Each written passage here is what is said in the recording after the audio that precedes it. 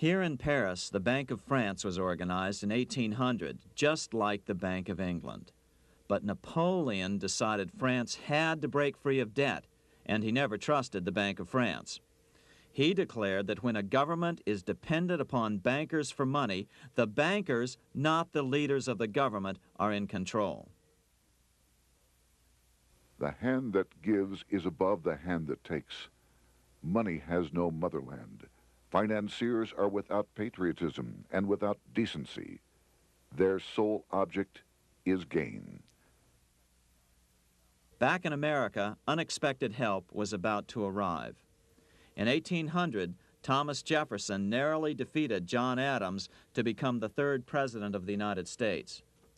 By 1803, Jefferson and Napoleon had struck a deal. The U.S. would give Napoleon $3 million in gold in exchange for a huge chunk of territory west of the Mississippi River, the Louisiana Purchase. With that $3 million, Napoleon quickly forged an army and set off across Europe, conquering everything in his path. But the Bank of England quickly rose to oppose him. They financed every nation in his path, reaping the enormous profits of war. Prussia, Austria, and finally Russia all went heavily into debt in a futile attempt to stop Napoleon.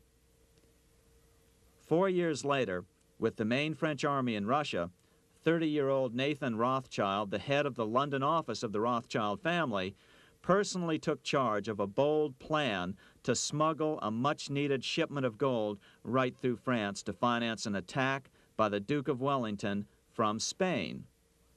Nathan later bragged at a dinner party in London that it was the best business he'd ever done. Little did he know that he would do much better business in the near future. Wellington's attacks from the south and other defeats eventually forced Napoleon to abdicate, and Louis XVIII was crowned king. Napoleon was exiled to Elba, a tiny island off the coast of Italy, supposedly exiled from France forever. While Napoleon was in exile on Elba, temporarily defeated by England with the financial help of the Rothschilds, America was trying to break free of its central bank as well.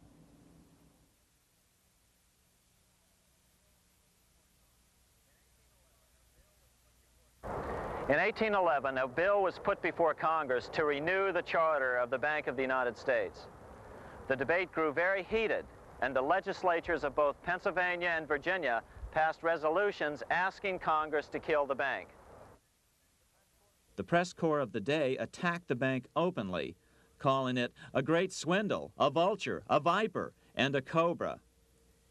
Oh, to have an independent press once again in America. A congressman named P.B. Porter attacked the bank from the floor of Congress, saying if the bank's charter was renewed, Congress, quote, will have planted in the bosom of this Constitution a viper, which one day or another will sting the liberties of this country to the heart, close quote.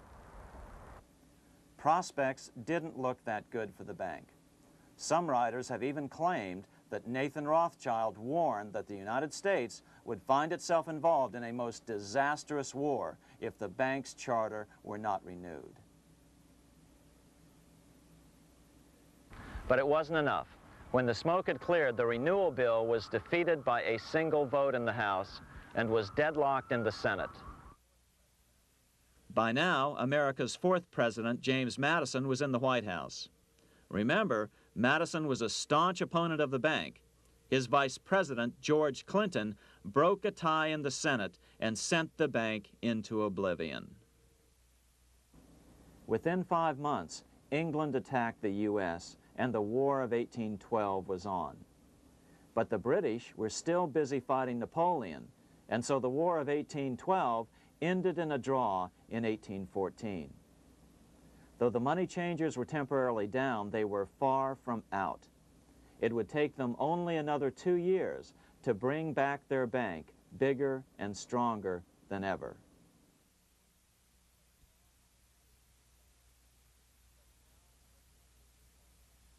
But now let's return to Napoleon, because nothing else in history more aptly demonstrates the ingenuity of the Rothschild family than their control of the British stock market after Waterloo. In 1815, a year after the end of the War of 1812 in America, Napoleon escaped his exile and returned to Paris. French troops were sent out to capture him, but such was his charisma that the soldiers rallied around their old leader and hailed him as their emperor once again. In March of 1815, Napoleon equipped an army which Britain's Duke of Wellington defeated less than 90 days later at Waterloo. Some writers claim Napoleon borrowed £5 million from the Bank of England to rearm, but it appears these funds actually came from the Ouvard banking house in Paris. Nevertheless, from about this point on, it was not unusual for privately controlled central banks to finance both sides in a war. Why would a central bank finance opposing sides in a war? Because war is the biggest debt generator of them all. A nation will borrow any amount for victory. The ultimate loser is loaned just enough to hold out the vain hope of victory, and the ultimate winner is given enough to win. Besides, such loans are usually conditioned upon the guarantee that the victor will honor the debts of the vanquished.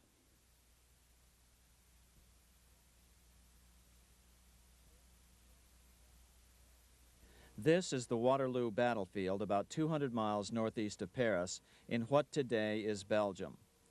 Here Napoleon suffered his final defeat, but not before thousands of French and Englishmen gave their lives on a steamy summer day in July of 1815.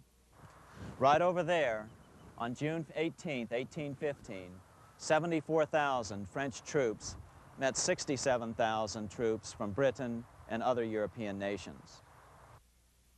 The outcome was certainly in doubt. In fact, had Napoleon attacked a few hours earlier, he would probably have won the battle. But no matter who won or lost, back in London, Nathan Rothschild planned to use the opportunity to try to seize control over the British stock and bond market and possibly even the Bank of England. Rothschild stationed a trusted agent, a man named Rothworth, on the north side of the battlefield, closer to the English Channel. Once the battle had been decided, Rothworth took off for the Channel. He delivered the news to Nathan Rothschild a full 24 hours before Wellington's own courier. Rothschild hurried to the stock market and took up his usual position in front of an ancient pillar. All eyes were on him. The Rothschilds had a legendary communications network. If Wellington had been defeated and Napoleon was loose on the continent again, Britain's financial situation would become grave indeed. Rothschild looked saddened. He stood there motionless, eyes downcast. Then suddenly he began selling. Other nervous investors saw that Rothschild was selling. It could only mean one thing: Napoleon must have won, Wellington must have lost. The market plummeted. Soon everyone was selling their consols, their British government bonds, and prices dropped sharply. But then Rothschild started secretly buying up the consols through his agents for only a fraction of their worth hours before. Myths, legends, you say? 100 years later, the New York Times ran a story which said that Nathan's grandson had attempted to secure a court order to suppress a book with this stock market story in it. The Rothschild family claimed the story was untrue and libelous, but the court denied the Rothschilds' request and ordered the family to pay all court costs. What's even more interesting about this story is that some authors claim that the day after the Battle of Waterloo, in a matter of hours, Nathan Rothschild came to dominate not only the bond market, but the Bank of England as well. Whether or not the Rothschild family seized control of the Bank of England, the first privately owned central bank in a major European nation and the wealthiest, one thing is certain: by the mid-1800s, the Rothschilds were the richest family in the world, bar none.